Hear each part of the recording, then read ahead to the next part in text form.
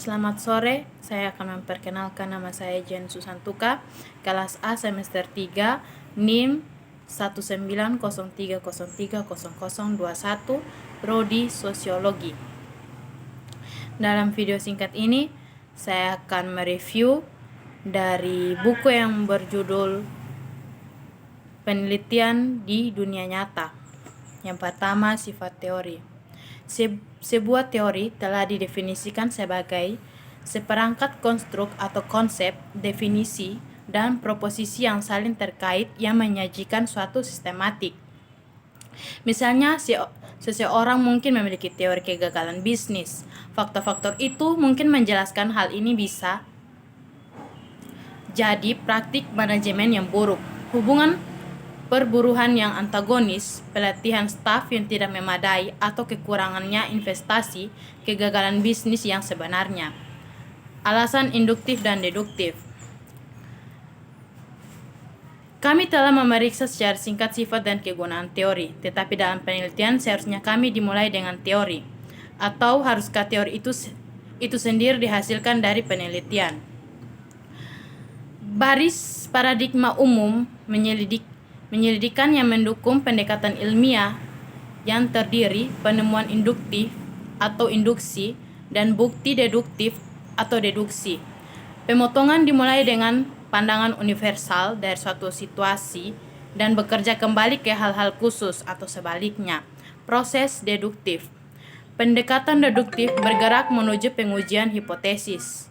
Setelah itu, prinsip dikonfirmasi, dibantah atau dimodifikasi. Hipotesis ini menyajikan pernyataan tentang dua atau lebih konsep yang mencoba menjelaskan hubungan antara mereka. Misalnya, jika penelitian akan dilakukan tentang bagaimana organisasi komunikasi bisa ditingkatkan, pertama-tama kita harus menjalani operasional. Definisi komunikasi dalam konteks interaksi organisasi. Melalui pembuatan indikator operasional, terdapat kecenderungan untuk mengukur dan mengumpulkan data hanya tentang apa yang sebenarnya bisa diamati. Karenanya, subjektif dan intangi bukti yang ada biasanya dikesampaikan. Proses induktif. Melalui pendekatan induktif, perencanaan dibuat untuk pengumpulan data. Setelah itu, data dianalisis untuk melihat apakah ada pola yang muncul yang menunjukkan hubungan di antara keduanya variabel. Dari pengamatan ini, dimungkinkan untuk membangun generalisasi hubungan dan bahkan teori. Melalui induksi, peneliti bergerak menuju menemukan prinsip yang meningkat. Berhati-hati untuk tidak langsung mengambil kesimpulan atau konferensi yang terburu-buru. Konklusi berdasarkan data untuk memastikan tingkat keandalan. Peneliti sering mengambil banyak kasus atau contoh melalui misalnya mengalihkan pengamatan. Menggabung metode induktif dan deduktif. Proses induktif dan deduktif bagaimanapun tidak saling eksklusif, beradaptasi.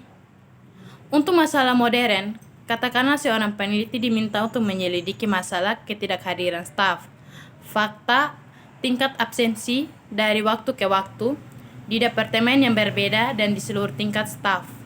Peneliti mampu merumuskan teori pendekatan induktif bahwa absensi terkait dengan pola pekerja.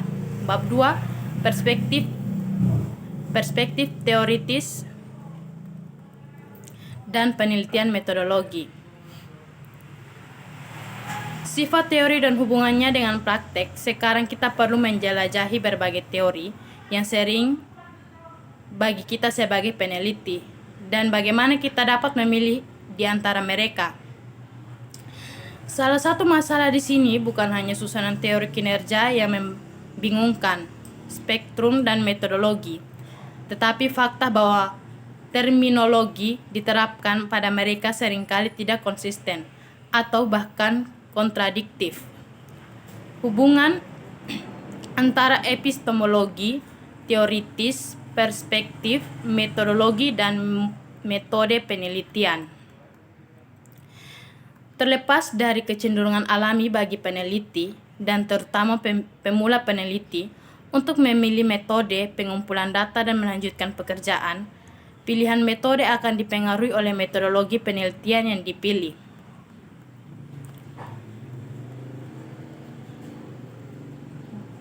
Akan dipengaruhi oleh perspektif teoritis yang diadopsi oleh peneliti.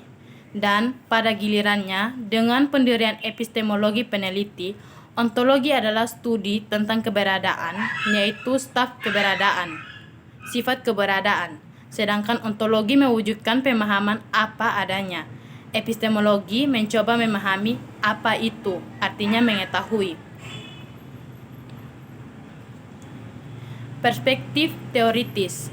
Dari perspektif teoritis yang berbeda tersedia positivisme dan berbagai untaian. Interpretivisme adalah atau telah bisa dibilang di antara yang paling berpengaruh, dan sejumlah sikap lain seperti penyelidikan kritis. Postmodernisme dan feminisme akan digunakan di sini untuk menggambarkan nilai mengadopsi perspektif teoritis itu. Perspektif dan metodologi. Selaras dengan epistemologi, peneliti dan menunjukkan jenis metodologi penelitian yang muncul dari mereka, yaitu positivisme. Positivisme merupakan paradigma epistemologi yang dominan dalam ilmu sosial dari masa 1930-an hingga 1960-an. Argumen ini intinya adalah bahwa dunia sosial itu ada eksternal kepada peneliti dan bahwa propertinya dapat diukur secara langsung melalui observasi. Intinya positivisme berpendapat bahwa yang pertama, realitas terdiri dari apa yang tersedia bagi indera, yaitu apa yang dapat dilihat, mencium, menyentuh, dan lain-lainnya. Yang kedua, penyelidikan harus didasarkan pada observasi ilmiah atau sebagai lawan dari filosofi spekulasi canggih, dan oleh karena itu pada penyelidikan empiris. Yang ketiga, ilmu alam dan ilmu manusia memiliki kesamaan logika dan metodologi prinsip berurusan dengan fakta dan bukan dengan nilai. Oleh karena itu, ide hanya pantas dimasukkan ke dalam pengetahuan jika dapat dimasukkan untuk menguji pengalaman empiris.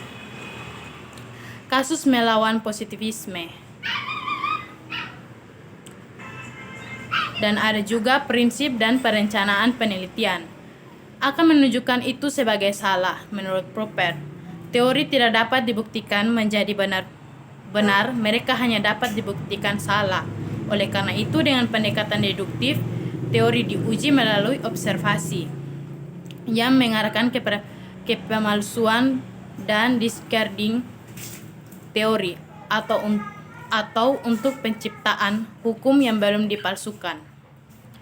Perspektif dan metodologi. Ambil teori yang pernah diterima, misalnya dalam manajemen, pendidikan atau teori Anda sendiri, subjek profesional yang menjadi kurang populer atau bahkan didiskreditkan di mata beberapa ahli teori dan atau praktis, dan menunjukkan bagaimana teori alternatif. Selanjutnya, interaksionisme simbolik. Interaksionisme simbolik tumbuh pada tahun 1930-an dari karya filsuf Matisse, termasuk psikolog sosial George Herbert Mead and John Dewey, mengembangkan cara mengkonseptualisasikan perilaku manusia yang berfokus pada praktik masyarakat dan realitas hidup. Fenomenologi berpendapat bahwa setiap upaya untuk memahami realitas sosial haruslah dilakukan berdasarkan pada pengalaman orang-orang tentang realitas sosial itu. Karena fenomenologi menegaskan bahwa kita harus menyampaikan pemahaman kita yang berlaku tentang fenomena dan meninjau kembali pengalaman langsung kami tentang mereka agar makna baru dapat muncul. Selanjutnya, perspektif dan metodologi.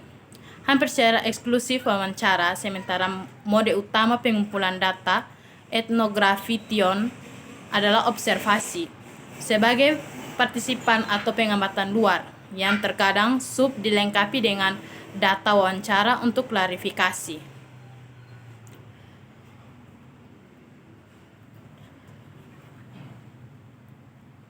Hanya itu yang bisa saya sampaikan. Terima kasih atas waktu dan kesempatan.